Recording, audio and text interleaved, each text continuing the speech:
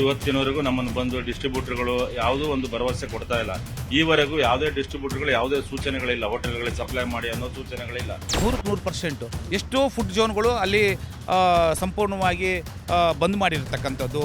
ಈ ಗೋಬಿ ಮಂಚೂರಿ, ಪಾನಿಪುರಿ ಮತ್ತು ಈ ಮಸಾಲೆ ಐಟಮು, ಗೋಬಿ ಆಮೇಲೆ ಇದು ಚೈನೀಸ್ ಐಟಮು ಮತ್ತು ನಾನ್ ವೆಜ್ ಐಟಮ್ಸು ಇವೆಲ್ಲ ಸಂಪೂರ್ಣವಾಗಿ, ದೋಸೆ ಇವೆಲ್ಲ ಸಂಪೂರ್ಣವಾಗಿ ಆಗಲೇ ಈಗ ಒಂದು 70% ಅಲ್ಲಲ್ಲಿ ಕ್ಲೋಸ್ ಮಾಡಿದ್ದಾರೆ. ಈ ನಮ್ಗೆ ಸರಿಯಾಗಿ ಊಟ ಮೆನು ಪ್ರಕಾರ ಪ್ರೊವೈಡ್ ಆಗತ್ತಿಲ್ಲ. ಬರೀ ರೈಸ್ ಸಾಂಬಾರು ಕೊಡತ್ತಾರ. ಓಕೆ, ಗ್ಯಾಸ್ ಪ್ರಾಬ್ಲಮ್ ಐತಿ, ರೈಸ್ ಸಾಂಬಾರು ಕೊಡ್ತಾರೆ. ಅದನ್ನು ಕ್ವಾಲಿಟಿ ರೈಸ್ ಏನು ಕೊಡತ್ತಿಲ್ಲ. ಅವು ಅನ್ನ ಕುದ್ದಿರಂಗಿಲ್ಲ, ಸಾರು ಒಂದು ಕಡೆ, ನೀರೊಂದು ಕಡೆ, ಇದು ಮೆನುದಾಗ ಐತಿ ಏನು ಸಾಂಬಾರು, ಬೇಳೆ ಮಿಶ್ರಿತ ಸಾರು ಮತ್ತು ತರಕಾರಿ ಪಲ್ಯ ಇದೆಲ್ಲ ಇರ್ತೈತಿ.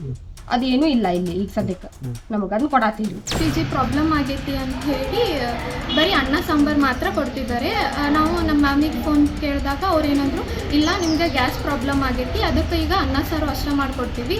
ಮೆನು ಪ್ರಕಾರ ಹೋದರೆ ಒಂದು ಎಷ್ಟು ದಿನ ಆಗುತ್ತೋ ಅಷ್ಟು ದಿನ ಸಿಲಿಂಡರ್ನ ಯೂಸ್ ಮಾಡಿಕೊಡ್ರಿ. ಅದು ಈ ಸಿಲಿಂಡರ್ ಏನಾದರೂ ಖಾಲಿ ಆತಂದರೆ ಹಾಸ್ಟೆಲ್ ಕ್ಲೋಸ್ ಮಾಡಬೇಕಾಗುತ್ತೆ, ನೀವೆಲ್ಲ ಊರಿಗೆ ಹೋಗಬೇಕಾಗುತ್ತೆ. ಗ್ಯಾಸ್ ಅಂತೂ ಸಫಿಷಿಯೆಂಟ್ ಸಿಗ್ತಾ ಇಲ್ಲ. ಐಟಮ್ ಕೆಲವು ಮಾಡೋದೆಲ್ಲ ಸ್ಟಾಪ್ ಮಾಡಿದ್ವಿ, ಕೆಲವು ಮಾತ್ರ ಗ್ಯಾಸ್ ಯಾವ ಕಮ್ಮಿ ಬಳಕೆ ಆತ ಐಟಮ್ ಮಾಡ್ತಿದ್ದೀವಿ. ಅದೇ ಸ್ವಲ್ಪ ಸಮಸ್ಯೆಗಳು ಆಗಿದ್ದಾವೆ. ಹೋಳಿಗೆ ಅಂತ ಐಟಮ್ಗಳೆಲ್ಲ ಮಾಡೋದೇ ಕಷ್ಟ, ಗ್ಯಾಸ್ ಸಫಿಷಿಯೆಂಟ್ ಸಿಗದೇ ಇರೋದ್ರಿಂದ ತುಂಬಾ ಸಮಸ್ಯೆಯಲ್ಲಿ ಇದೀವಿ ನಾವು. ಸ್ಟಾಕ್ ಬಂದಿಲ್ಲ, ಬಟ್ ಏನಾಗಿದೆ ಇಲ್ಲಿ ಸರೌಂಡಿಂಗ್ 20 ಕಿಲೋಮೀಟರ್ ಸರೌಂಡಿಂಗ್ ಅಲ್ಲಿ ಇರೋದು ಇದು ಒಂದೇ ಬಂಕ್. ಮಿನಿಮಮ್ ಏನಿಲ್ಲ ಅಂದ್ರೆ ಒಂದು 500 ಆಟೋಗಳಿಗೆ ತೊಂದರೆ ಆಗ್ತಾ ಇದೆ. ಅದು ಇಜಿಲ್ ಒಲೆ, ಅದೇ ಚಾರ್ಕೋಲು, ಆಮೇಲೆ ಸೌದೆ ಒಲೆ, ಕಟ್ಟಿಗೆ ಒಲೆ ಇವೆಲ್ಲ ಉಪಯೋಗಿಸ್ತೀವಿ.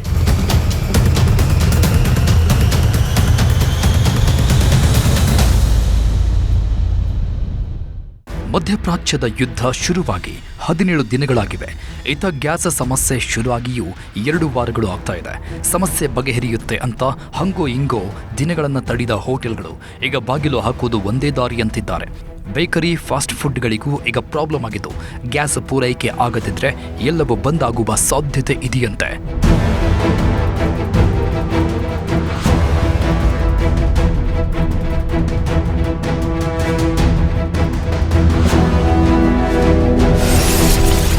ಮಾಲ್ಗಳಿಗೂ ಗ್ಯಾಸ್ ಬಿಸಿ, ಬೇಕರಿಗಳಿಗೂ ಬಂದ್ ಭೀತಿ. 20% ಸಿಲಿಂಡರ್ ಪೂರೈಕೆ ಆಗ್ಲಿಲ್ವಾ? ಹೋಟೆಲ್ ಮಾಲೀಕರು ಹೇಳಿದ್ದೇನು?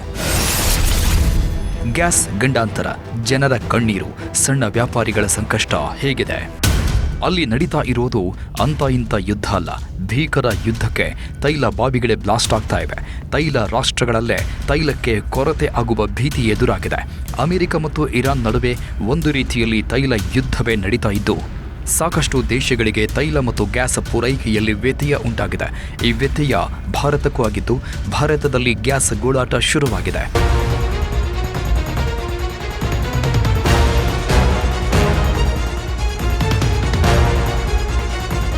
ಬೇರೆ ರಾಜ್ಯಗಳಿಗಿಂತ ಗ್ಯಾಸ್ ಬಿಸಿ ಕರ್ನಾಟಕಕ್ಕೆ ದೊಡ್ಡ ಮಟ್ಟದಲ್ಲಿ ತಾಗಿದೆ. ರಾಜ್ಯದಲ್ಲಿ ಕಳೆದ 10 ದಿನಗಳಿಂದ LPG ಗ್ಯಾಸ್ ಸಿಲಿಂಡರ್ ಸಮಸ್ಯೆ ಎದುರಾಗಿದೆ. ಹೋಟೆಲ್ಗಳು ಒಂದೊಂದಾಗಿ ಬಾಗಿಲು ಹಾಕ್ತಾ ಇವೆ. ಗ್ಯಾಸ್ ಸ್ಟಾಕ್ ಇಟ್ಟುಕೊಂಡಿದ್ದ ಹೋಟೆಲ್ಗಳು ಮೆನುಗಳನ್ನೇ ಕಟ್ ಮಾಡಿ ರೈಸ್ ಬಾತ್, ಇಡ್ಲಿ, ಅನ್ನ ಸಾಂಬಾರು ಮಾತ್ರ ಮಾಡ್ತಾ ಇದ್ದಾರೆ. PG, ರೆಸಾರ್ಟ್, ವೃದ್ಧಾಶ್ರಮ ಅಂತ ಎಲ್ಲ ಕಡೆಯೂ ಗ್ಯಾಸ್ ಸಮಸ್ಯೆ ಉಂಟಾಗ್ತಾ ಇದ್ದು, ದೈನಂದಿನ ಕೆಲಸಗಳಿಗೆ ಎಫೆಕ್ಟ್ ಆಗ್ತಾ ಇದೆ.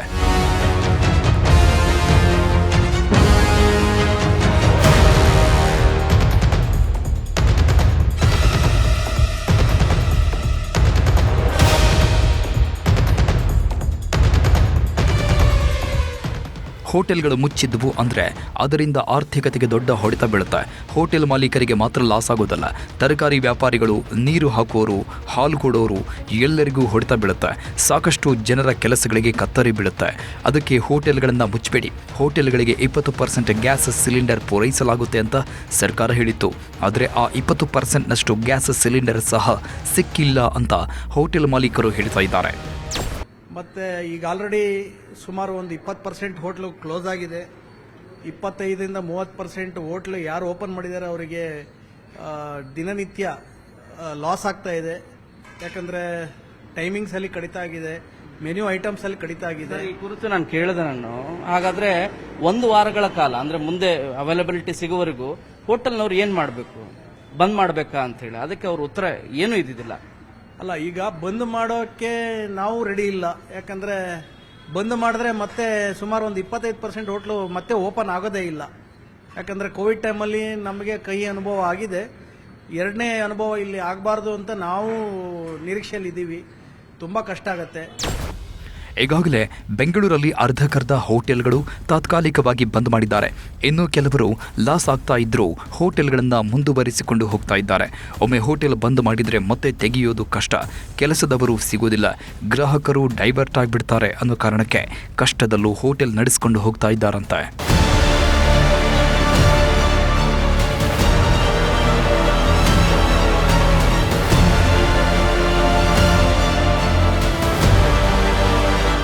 ಬೆಂಗಳೂರಿನ ಮೆಜೆಸ್ಟಿಕ್ನಲ್ಲಿರೋ ಹೋಟೆಲ್ಗಳಿಗೂ ಗ್ಯಾಸ್ ಟ್ರಬಲ್ ಉಂಟಾಗಿದೆ. 24 ಗಂಟೆ ಓಪನ್ ಇರುವ ಕದಂಬ ಹೋಟೆಲ್ಗೆ ಗ್ಯಾಸ್ ಬಿಸಿ ತಟ್ಟಿದ್ದು, ಸದ್ಯ ಹೋಟೆಲ್ನಲ್ಲಿ ಕೇವಲ 2 ಗ್ಯಾಸ್ ಸಿಲಿಂಡರ್ ಮಾತ್ರ ಇದೆಯಂತೆ. ಅದು ಖಾಲಿ ಆದರೆ ಹೋಟೆಲ್ ಬಂದ್ ಮಾಡಬೇಕಾಗುತ್ತೆ ಅಂತ ಹೇಳ್ತಾ ಇದ್ದಾರೆ. ಈಗಾಗಲೇ ಹೋಟೆಲ್ ಮೆನು ಕೂಡ ಬದಲಾವಣೆ ಮಾಡಲಾಗಿದೆ. ಗ್ಯಾಸ್ ಸಿಲಿಂಡರ್ ಬರದೇ ಇದ್ದರೆ ಒಂದೇ ದಿನದಲ್ಲಿ ಹೋಟೆಲ್ ಬಂದ್ ಆಗುತ್ತೆ ಅಂತ ಅಲ್ಲಿನ ಕ್ಯಾಶಿಯರ್ ಹೇಳಿದ್ದಾರೆ. ಎಷ್ಟಿದೆ ಸರ್ ಈಗ ಗ್ಯಾಸ್ ಇದು? ಇವತ್ತು ಸಾಯಂಕಾಲ ತನಕ ಆಗುತ್ತೆ ಸರ್, ಅಷ್ಟೇ. ಲಾಸ್ಟ್ ಒಂದಿದೆ ಸರ್, ಅದು ಇದಕ್ಕೆ ಮಾತ್ರನೇ. ಈಗ ದೋಸೆಗೆ ರೈಸ್ ಬಾತು ಇದೆಲ್ಲ ರೆಡಿ ಮಾಡಿ ಇಟ್ಕೊಂಡಿದ್ವಿ, ಅದು ಖಾಲಿ ಆದ್ರೆ ಖಾಲಿ ಆದಂಗೆ ಅಷ್ಟೇ. ಅದಾದ್ಮೇಲೆ ಮತ್ತೆ ಮುಂದೆ ಹೀಗೆ ಮುಂದೆ ಏನ ಕೊಟ್ರೆ ಇದನ್ನು ಮಾಡೋದು, ಇಲ್ಲ ಅಂದ್ರೆ ಕ್ಲೋಸ್ ಮಾಡೋದು. ಮೊದಲು ಎಷ್ಟು ಇತ್ತು ಸರ್ ನಿಮ್ಮ ಮೆನುಗಳು? ಎಷ್ಟು ಇರ್ತಿದ್ವು? ಒಂದು 15ರಿಂದ 20 ಮೆನು ಇರ್ತಿತ್ತಲ್ವಾ? ಈಗ 4 ಐಟಮ್: ರೈಸ್ ಬಾತು, ಇಡ್ಲಿ, ಬಿಸಿಬೇಳೆ ಬಾತು.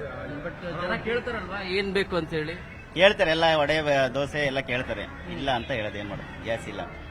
ಸರಿ, ಗ್ಯಾಸ್ ಇದೆ ಖಾಲಿ ಆಯ್ತಂದ್ರೆ ಹೇಗೆ ಕ್ಲೋಸ್ ಮಾಡ್ಬೇಕಾಗತ್ತಾ? ಹೇಗೆ ಕ್ಲೋಸ್ ಮಾಡ್ಬೇಕು? ಕ್ಲೋಸ್ ಮಾಡ್ತೀವಿ. ಬೆಂಗಳೂರು ಕೆಫೆಗೂ ಗ್ಯಾಸ್ ಸಮಸ್ಯೆ ಎದುರಾಗಿದ್ದು, ಪರ್ಯಾಯ ವ್ಯವಸ್ಥೆಯಾಗಿ ಸೌದೆ ಒಲೆ ಇದ್ದಿರೋ ಒಲೆಯಲ್ಲಿ ಅಡುಗೆ ಮಾಡಲಾಗ್ತಾ ಇದೆ. 20% ಸಿಲಿಂಡರ್ ಪೂರೈಕೆ ಎಂದಿದ್ರು, ಆದರೆ 1 ಸಿಲಿಂಡರ್ ಸಹ ನಮಗೆ ಬಂದಿಲ್ಲ. ನಮಗೆ ಇಲ್ಲಿಯವರೆಗೆ ಗ್ಯಾಸ್ ಸಿಕ್ಕಿಲ್ಲ. ಸೌದೆ ಒಲೆ ಇದ್ದಿರೋ ಒಲೆಯಲ್ಲಿ ಅಡುಗೆ ಮಾಡ್ತಿದ್ದೇವೆ. ಹೀಗೆ ಮುಂದುವರೆದ್ರೆ ಹೋಟೆಲ್ ಬಂದ್ ಮಾಡಬೇಕಾಗುತ್ತೆ ಅಂತ ಬೆಂಗಳೂರು ಕೆಫೆ ಮಾಲೀಕರು ಹೇಳಿದ್ದಾರೆ. ಸಿಲಿಂಡರ್ ಒಂದು 20 ಇರ್ತೈತೆ, ನಾವು ಯಾವ ಸ್ಟಾಕ್ ಇರ್ತಿದ್ದೋ ಅದು ದಿನ ನಮಗೆ 3-4 ಸಿಲಿಂಡರ್ ಬೇಕು ದಿವಸ. ಅವಾಗ ಏನಾಗುತ್ತೆ, ದಿವಸದಲ್ಲಿ 4 ಸಿಲಿಂಡರ್ ಬೇಕಾದಾಗ ಕಡಿಮೆ ಆಗುತ್ತೆ. ಒಂದು ಸುಮಾರು 20 ದಿವಸ ಸಿಲಿಂಡರ್ ಇಲ್ಲ. ಅವಾಗ ಏನಾಯ್ತು, ಎಲ್ಲ ಕಡಿಮೆ ಆಗ್ತಾ ಹೋಯ್ತು. ಇವಾಗ ನಾವು ಅಲ್ಲಿ ಇಲ್ಲಿ ಬ್ಲ್ಯಾಕ್ ಕೊಟ್ಟು ದುಡ್ಡು ಎಕ್ಸ್ಟ್ರಾ ಕೊಟ್ಟು ಕಲೆಕ್ಟ್ ಮಾಡ್ತಿದ್ವಿ. ಅದು ಸಾಕಾಗಲ್ಲ, ಒಂದೊಂದು ಸಿಲಿಂಡರ್ ಉಪಯೋಗಿಸ್ಕೊಂತಿದ್ವಿ ಇವಾಗ. ಅದು ಇಜಿಲ್ ಒಲೆ, ಅದೇ ಚಾರ್ಕೋಲು, ಆಮೇಲೆ ಸೌದೆ ಒಲೆ, ಕಟ್ಟಿಗೆ ಒಲೆ ಇವೆಲ್ಲ ಉಪಯೋಗಿಸ್ತಿದ್ವಿ. ಕಮರ್ಷಿಯಲ್ ಗ್ಯಾಸ್ ಹೊಡೆತ ದೊಡ್ಡ ಹೋಟೆಲ್ಗಳಿಗೆ ಮಾತ್ರ ಅಲ್ಲ, ಫುಟ್ಪಾತ್ ಹೋಟೆಲ್ಗಳಿಗೂ ಬಿದ್ದಿದೆ. ಬೆಂಗಳೂರಲ್ಲಿ ಬೀದಿ ಬದಿ ಹೋಟೆಲ್ಗಳನ್ನು ಬಂದ್ ಮಾಡಿರೋ ಮಾಲೀಕರು ಆ ಕಡೆಗೆ ಸುಳಿತಾನೇ ಇಲ್ಲ. ಜನರು ಫುಟ್ಪಾತ್ ಹೋಟೆಲ್ಗಳಿಗೆ ಬಂದು ವಾಪಸ್ ಹೋಗ್ತಾ ಇದ್ದಾರೆ.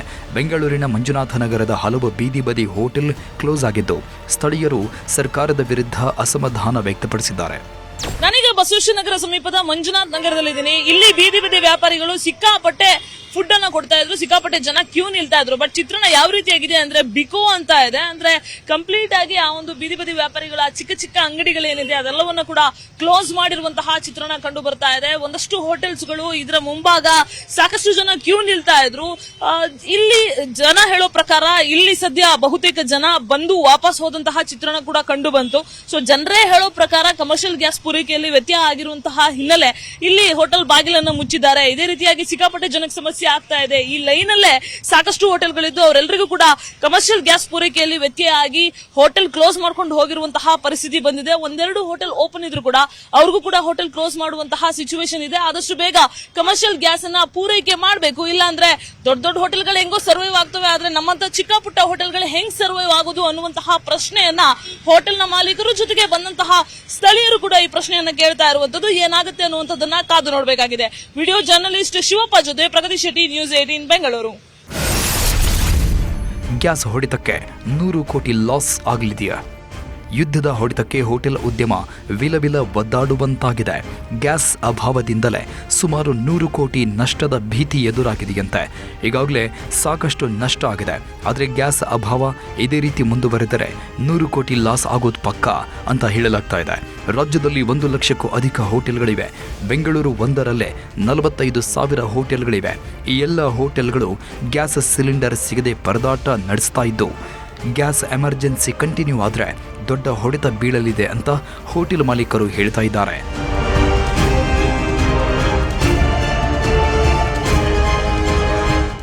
ರಾಜ್ಯದಲ್ಲಿ ಹೋಟೆಲ್ ಉದ್ಯಮಕ್ಕೆ ನಿತ್ಯ 1,000 ಸಿಲಿಂಡರ್ ಪೂರೈಕೆ ಮಾಡಲು ನಿರ್ಧಾರ ಮಾಡಲಾಗಿದೆ. 1,000 ಸಿಲಿಂಡರ್ ಯಾವುದಕ್ಕೂ ಸಾಕಾಗುವುದಿಲ್ಲ. ಪರಿಸ್ಥಿತಿ ಹೀಗೆ ಮುಂದುವರೆದರೆ ಹೋಟೆಲ್ಗಳು ಮುಚ್ಚೋದರ ಜೊತೆಗೆ ಹೋಟೆಲ್ ಉದ್ಯಮಕ್ಕೆ 100 ಕೋಟಿ ನಷ್ಟ ಉಂಟಾಗಬಹುದು ಅಂತ ಬೆಂಗಳೂರು ಹೋಟೆಲ್ ಅಸೋಸಿಯೇಷನ್ ಅಧ್ಯಕ್ಷ PC ರಾವ್ ಹೇಳಿದ್ದಾರೆ. ಹೋಟೆಲ್ ಮುಚ್ಚೋದ್ರಿಂದ ರೈತರು, ಹಾಲು ವ್ಯಾಪಾರಿಗಳಿಗೂ ಹೊಡೆತ ಬೀಳುವ ಸಾಧ್ಯತೆ ಇದೆ. ನಷ್ಟದ ಸಂಪೂರ್ಣ ಮಾಹಿತಿ ಇನ್ನು ಬರಬೇಕಷ್ಟೇ. ಬಹಳಷ್ಟು ಮೀಟಿಂಗ್ಗಳು, ಬ್ಯಾಂಕ್ವೆಟ್ಸ್ ಹಾಲು, ಫಂಕ್ಷನ್ಗಳು ಕ್ಯಾನ್ಸಲ್ ಆಗಿದೆ ಹಾಗೂ ಅವರಿಗೂ ಸರಿಯಾಗಿ ಉಣಬಡಿಸಲಿಕ್ಕೆ ಆಗ್ತಾ ಇಲ್ಲ. ಇದು ಮುಂದಿನ ರೀತಿ ಇದೇ ರೀತಿ ಮುಂದುವರೆದರೆ ನಮಗೆ 100 ಕೋಟಿಗಿಂತಲೂ ಹೆಚ್ಚಿಗೆ ನಷ್ಟ ಆಗಬಹುದು. ಇದೇ ರೀತಿ ಮುಂದುವರೆದರೆ ಈಗಾಗಲೇ ಟೂರಿಸಂನಲ್ಲೂ ಬಹಳಷ್ಟು ಕಡಿತವಾಗಿದೆ. ಬಹಳಷ್ಟು ಫಾರಿನ್ ಟೂರಿಸ್ಟ್ನವರು ಬರ್ತಾ ಇಲ್ಲ. ಬಿಸಿನೆಸ್ ಮೀಟಿಂಗ್ಗಳು ಹಂತ ಹಂತವಾಗಿ ಸ್ಲೋ ಆಗ್ತಾ ಇದೆ. ಸಣ್ಣ ಮತ್ತು ಮಧ್ಯಮ ಹೋಟೆಲ್ಗಳಿಗೆ ಇದು ಬಹುದೊಡ್ಡ ಹೊಡೆತ ಆಗ್ತಾ ಇದೆ. ಗ್ಯಾಸ್ ಸಮಸ್ಯೆಯಿಂದ ಹೋಟೆಲ್ ಮಾಲೀಕರು ಸಾಕಷ್ಟು ಸಮಸ್ಯೆಗಳನ್ನು ಎದುರಿಸಬೇಕಾಗಿ ಬಂದಿದೆ. ಗ್ಯಾಸ್ ಸಿಗ್ತಾ ಇಲ್ಲ ಅಂತ ಹೋಟೆಲ್ಗಳನ್ನು ಬಂದ್ ಮಾಡಿದರೆ ಹೋಟೆಲ್ನಲ್ಲಿ ಇಲಿಗಳ ಕಾಟ ಶುರುವಾಗುತ್ತೆ. ಒಂದು ಬಾರಿ ಹೋಟೆಲ್ ಮುಚ್ಚಿದ್ರೆ ಮತ್ತೆ ಓಪನ್ ಮಾಡಿದಾಗ ಕಾರ್ಮಿಕರು ಸಿಗೋದು ಕಷ್ಟ ಆಗುತ್ತೆ. ಗ್ಯಾಸ್ ಸಿಲಿಂಡರ್ ಬದಲಿಗೆ ಎಲೆಕ್ಟ್ರಿಕ್ ಬಾಯ್ಲರ್, ಇಂಡಕ್ಷನ್ ಸ್ಟವ್ ಬಳಸಿದ್ರೆ ಅದರಲ್ಲಿ ದೋಸೆ ಮಾಡೋಕ್ಕಾಗಲ್ಲ. ದೋಸೆಗೆ ಫೇಮಸ್ ಆದಂತಹ ಹೋಟೆಲ್ಗಳಲ್ಲಿ ಸಮಸ್ಯೆ ಎದುರಾಗುತ್ತೆ. ಚಾರ್ಕೋಲ್ನಲ್ಲಿ ಅಡುಗೆ ಮಾಡೋದಕ್ಕೂ ಕಷ್ಟ. ಹೋಟೆಲ್ಗಳನ್ನು ಮುಚ್ಚಿದ್ರೆ ನಷ್ಟ ಆಗುತ್ತೆ. ಪರ್ಯಾಯ ಮಾರ್ಗಗಳನ್ನು ಕಂಡುಕೊಳ್ಳಿ ಅಂತ ನಾಯಕರು ಹೇಳ್ತಾ ಇದ್ದಾರೆ. ಆದರೆ ಗ್ಯಾಸ್ ಬಿಟ್ಟು ಪರ್ಯಾಯ ಮಾರ್ಗಗಳನ್ನು ಕಂಡುಕೊಂಡ್ರೂ ಅದರಿಂದಲೂ ಸಾಕಷ್ಟು ಸಮಸ್ಯೆಗಳಿವೆ. ಯಾವುದು ಬೇಡ ಅಂತ ಹೋಟೆಲ್ಗಳನ್ನು ಕ್ಲೋಸ್ ಮಾಡ್ತೀವಿ ಅಂದ್ರೂ ಅದರಲ್ಲೂ ಹಲವು ಸಮಸ್ಯೆಗಳಿವೆ. ಇಲಿಗಳ ಕಾಟ, ಕಾರ್ಮಿಕರ ಕೊರತೆ ಅಂತ ಸಾಕಷ್ಟು ಸವಾಲುಗಳನ್ನು ಎದುರಿಸಬೇಕಾಗುತ್ತೆ. ಅದೇ ಕಾರಣದಿಂದ ಹೋಟೆಲ್ ಮಾಲೀಕರು ಈಗ ಆಕ್ರೋಶ ವ್ಯಕ್ತಪಡಿಸ್ತಾ ಇದ್ದಾರೆ.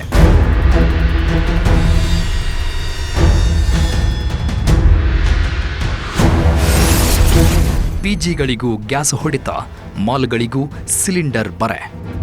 ದೊಡ್ಡದು ಚಿಕ್ಕದು ಎನ್ನದೆ ಎಲ್ಲ ಹೋಟೆಲ್ಗಳಿಗೂ ಗ್ಯಾಸ್ ಹೊಡೆತ ಬಿದ್ದಿದೆ. ಹೋಟೆಲ್ಗಳ ನಂತರ ಈಗ ದೊಡ್ಡ ದೊಡ್ಡ ಮಾಲ್ಗಳಿಗೂ ಗ್ಯಾಸ್ ಸಂಕಷ್ಟ ಶುರುವಾಗಿದ್ದು, ಮಂತ್ರಿ ಮಾಲ್ಗೂ ಕಮರ್ಷಿಯಲ್ ಗ್ಯಾಸ್ ಸಿಲಿಂಡರ್ ಎಫೆಕ್ಟ್ ಶುರುವಾಗಿದೆ. ಮಾಲ್ ಫುಡ್ ಕೋರ್ಟ್ಗೆ ಸಿಲಿಂಡರ್ ಅಭಾವ ಎದುರಾಗಿದ್ದು, ಮಾಲ್ ಒಳಗಡೆಯ ಕೆಲವು ಹೋಟೆಲ್ಗಳನ್ನು ಬಂದ್ ಮಾಡಲಾಗಿದೆ. ಪ್ರಸಿದ್ಧ ರಾಜಧಾನಿ ಹೋಟೆಲ್ ಕೂಡ ಕ್ಲೋಸ್ ಆಗಿದೆ.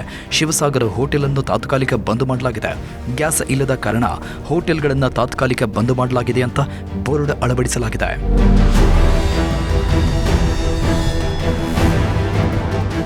ಬೇರೆ ಬೇರೆ ಊರಿಂದ ಬಂದವರು, ಸಿನಿಮಾ ನೋಡೋಕೆ ಬರೋರು ಹೋಟೆಲ್ಗೆ ಹೋಗ್ತಾ ಇದ್ರು. ಆದರೆ ಈಗ ಹೋಟೆಲ್ಗಳನ್ನು ಬಂದ್ ಮಾಡಿರೋದ್ರಿಂದ ಮಾಲ್ಗಳಲ್ಲಿ ಊಟದ ಸಮಸ್ಯೆ ಎದುರಾಗಿದೆ. ಬೆಂಗಳೂರಿನ ಒರಾಯನ್ ಮಾಲ್ಗೂ ಗ್ಯಾಸ್ ಟ್ರಬಲ್ ಶುರುವಾಗಿದೆ. ಒರಾಯನ್ ಮಾಲ್ನಲ್ಲಿರೋ ಅನೇಕ ಹೋಟೆಲ್ಗಳನ್ನು ಬಂದ್ ಮಾಡಲಾಗಿದೆ. ಎಂಪೈರ್, ಡೊಮಿನೋಸ್, ಫುಡ್ ಸ್ಟಾಲ್ಗಳನ್ನು ಈಗಾಗಲೇ ಕ್ಲೋಸ್ ಮಾಡಲಾಗಿದೆ. ಕಮರ್ಷಿಯಲ್ ಗ್ಯಾಸ್ ಸಿಲಿಂಡರ್ ಪೂರೈಕೆ ಆಗೋವರೆಗೂ ಹೋಟೆಲ್ಗಳು ಓಪನ್ ಆಗೋದಿಲ್ಲ ಅಂತ ವ್ಯವಸ್ಥಾಪಕರು ಹೇಳ್ತಾ ಇದ್ದಾರೆ. ಬೆಂಗಳೂರಿನ ಪಿಜಿಗಳಲ್ಲೂ ಗ್ಯಾಸ್ ಸಿಲಿಂಡರ್ ಅಭಾವ ಉಂಟಾಗಿದೆ. ವೈಟ್ ಫೀಲ್ಡ್ ಬಳಿಯ ಪಿಜಿಗಳಲ್ಲಿ ಸೌದೆ ಒಲೆಯಲ್ಲಿ ಅಡುಗೆ ಮಾಡಲಾಗ್ತಾ ಇದೆ. ಪಿಜಿಗಳ ಮುಂದೆಯೇ ಸೌದೆ ಒಲೆಯನ್ನು ರೆಡಿ ಮಾಡಿ ರಸ್ತೆ ಬದಿಯಲ್ಲೇ ಒಲೆಯಲ್ಲಿ ಅಡುಗೆ ತಯಾರಿಸಲಾಗ್ತಾ ಇದೆ. ವೈಟ್ ಫೀಲ್ಡ್ನ ASR ಲೇಡೀಸ್ ಪಿಜಿ ಮುಂದೆ ಸೌದೆ ಒಲೆ ಈಗ ಎಲ್ಲರ ಗಮನ ಸೆಳೀತಾ ಇದೆ. ಸಾಕಷ್ಟು ಜನರು ಪಿಜಿಯನ್ನು ನಂಬಿಕೊಂಡಿದ್ದಾರೆ. ಪಿಜಿ ಇಲ್ಲ ಅಂತ ಹೋಟೆಲ್ಗಳಲ್ಲೂ ತಿನ್ನಂಗಿಲ್ಲ, ಯಾಕಂದ್ರೆ ಹೋಟೆಲ್ಗಳು ಸಹ ಬಂದಾಗಿವೆ. ಹಾಗಾಗಿ ಊಟ ಕೊಡಲೇಬೇಕಾದ ಅನಿವಾರ್ಯತೆ ಇದ್ದು ಸೌದೆ ಒಲೆಗಳಲ್ಲಿ ಅಡುಗೆ ಮಾಡೋದಕ್ಕೆ ಮುಂದಾಗಿದ್ದಾರೆ. ಇನ್ನು ಕೆಲವು ಪಿಜಿಗಳಲ್ಲಿ ಗ್ಯಾಸ್ ಸಮಸ್ಯೆಯಿಂದ ಸರಿಯಾದ ಊಟವನ್ನೇ ಕೊಡ್ತಾ ಇಲ್ವಂತೆ. ಧಾರವಾಡದಲ್ಲಿ ಹಾಸ್ಟೆಲ್ ವಿದ್ಯಾರ್ಥಿಗಳಿಗೂ ಸಿಲಿಂಡರ್ ತೊಂದರೆ ಏರ್ಪಟ್ಟಿದ್ದು ಕೊಡ್ತಾ ಇದ್ದ ಮೆನು ಕಟ್ ಮಾಡಲಾಗಿದೆಯಂತೆ. 4 ದಿನಗಳಿಂದ ಬರೀ ಅನ್ನ ಸಾಂಬಾರ್ ವಿತರಣೆ ಮಾಡ್ತಾ ಇದ್ದಾರಂತೆ. ದಿ ದೇವರಾಜ್ ಅರಸು ಬಾಲಕಿಯರ ಹಾಸ್ಟೆಲ್ನಲ್ಲಿ ಗ್ಯಾಸ್ ಕೊರತೆ ಆಗಿರೋ ಕಾರಣ ಸರಿಯಾದ ಊಟ ಸಿಗ್ತಾ ಇಲ್ಲ ಅಂತ ವಿದ್ಯಾರ್ಥಿನಿಯರು ಅಸಮಾಧಾನ ವ್ಯಕ್ತಪಡಿಸಿದ್ರು. ನಮ್ಗ ಸರಿಯಾಗಿ ಊಟ ಮೆನು ಪ್ರಕಾರ ಪ್ರೊವೈಡ್ ಆಗತ್ತಿಲ್ಲ. ಬರೀ ರೈಸ್ ಸಾಂಬಾರ್ ಕೊಡತ್ತಾರ. ಓಕೆ, ಗ್ಯಾಸ್ ಪ್ರಾಬ್ಲಮ್ ಐತಿ, ರೈಸ್ ಸಾಂಬಾರ್ ಕೊಡ್ತಾರ. ಅದನ್ನು ಕ್ವಾಲಿಟಿ ರೈಸ್ ಏನು ಕೊಡತ್ತಿಲ್ಲ. ಅವ್ ಅನ್ನ ಕುದ್ದಿರಂಗಿಲ್ಲ. ಸಾರ್ ಒಂದ್ ಕಡೆ, ನೀರ್ ಒಂದ್ ಕಡೆ. ಇದು ಮೆನುದಾಗ ಐತಿ ಏನು ಸಾಂಬಾರು, ಬೇಳೆ ಮಿಶ್ರಿತ ಸಾರು ಮತ್ತು ತರಕಾರಿ ಪಲ್ಯ ಇದೆಲ್ಲ ಇರ್ತೈತಿ. ಅದೇನು ಇಲ್ಲ ಇಲ್ಲಿ ಈಗ ಸದ್ಯಕ್ಕ. ನಮಗ ಅದನ್ನ ಕೊಡಾತಿಲ್ರಿ. ಕೇಳಿದ್ರೆ ಗ್ಯಾಸ್ ಪ್ರಾಬ್ಲಮ್ ಐತಿ ಅದಂತಾರ. ಗ್ಯಾಸ್ ಪ್ರಾಬ್ಲಮ್ ಐತಿ ಇಲ್ಲ ಅನ್ನೋದಿಲ್ಲ. ಮತ್ತ ಬಹಳ ಗ್ಯಾಸೇ ಇಲ್ಲ ಹಂಗಂತಾರ. ಮತ್ತೆ ನಿನ್ನೆ ಸ್ಟೇಟ್ಮೆಂಟ್ ಬಂದೈತಿ ನ್ಯೂಸ್ ಪೇಪರ್ ಒಳಗೆ ಏನೈತಿ, ಹುಬ್ಳಿ ಧಾರವಾಡ ಸಮಾಜ ಕಲ್ಯಾಣ ಇಲಾಖೆ ಒಳಗ ಚಲೋತೆಗೆ ಗ್ಯಾಸ್ ಪ್ರೊವೈಡ್ ಆಗತ್ತಾವ, ಏನೂ ತೊಂದರೆ ಇಲ್ಲ ಅಂತ ಅವ್ರು ಸ್ಟೇಟ್ಮೆಂಟ್ ಕೊಡ್ತಾರ. ಇಲ್ಲ ಅಂತಾರ ಇವ್ರೇನು ಇಲ್ಲ, ನಾವ್ ಹೆಂಗ್ ಅಡಿಗೆ ಮಾಡ್ಬೇಕು. ಬೆಳಗ್ಗೆ ಮೆನು ಪ್ರಕಾರ ಅಡಿಗೆ ಕೊಟ್ಟಿಲ್ಲ ರೀ ಅವ್ರು.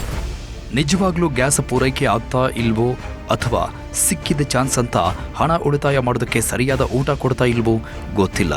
ಆದರೆ ಸರ್ಕಾರದ ಹಾಸ್ಟೆಲ್ಗಳಲ್ಲೂ ಗ್ಯಾಸ್ ಕೊರತೆ ಅಂತ ಹೇಳಿಕೊಂಡು ವಿದ್ಯಾರ್ಥಿಗಳಿಗೆ ಸರಿಯಾದ ಊಟವನ್ನೇ ಕೊಡ್ತಾ ಇಲ್ಲ. ಇದರಿಂದ ವಿದ್ಯಾರ್ಥಿಗಳು ಹಾಸ್ಟೆಲ್ ವಿರುದ್ಧ ಸರ್ಕಾರದ ವಿರುದ್ಧವೇ ಆಕ್ರೋಶ ವ್ಯಕ್ತಪಡಿಸಿದ್ದಾರೆ. PG ಪ್ರಾಬ್ಲಮ್ ಆಗೈತಿ ಅಂತ ಹೇಳಿ ಬರೀ ಅನ್ನ ಸಾಂಬಾರು ಮಾತ್ರ ಕೊಡ್ತಿದ್ದಾರೆ. ನಾವು ನಮ್ಮ ಮ್ಯಾಮಿಗೆ ಫೋನ್ ಕೇಳಿದಾಗ ಅವ್ರು ಏನಂದ್ರು, ಇಲ್ಲ ನಿಮಗೆ ಗ್ಯಾಸ್ ಪ್ರಾಬ್ಲಮ್ ಆಗೈತಿ, ಅದಕ್ಕೆ ಈಗ ಅನ್ನ ಸಾರು ಅಷ್ಟೇ ಮಾಡಿಕೊಡ್ತೀವಿ.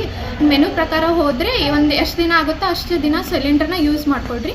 ಅದು ಈ ಸಿಲಿಂಡರ್ ಏನಾದರೂ ಖಾಲಿ ಆತಂದರೆ ಹಾಸ್ಟೆಲ್ ಕ್ಲೋಸ್ ಮಾಡಬೇಕಾಗುತ್ತೆ, ನೀವೆಲ್ಲ ಊರಿಗೆ ಹೋಗಬೇಕಾಗುತ್ತೆ ನೋಡಿರಿ. ಮತ್ತು ಮಧ್ಯಾಹ್ನ ಕಾಳು ಪಲ್ಯ ಮತ್ತು 2 ಥರದ ಚಪಾತಿ ಅನ್ನ ಸಾಂಬಾರು ಕೊಡ್ತಿದ್ವಿ.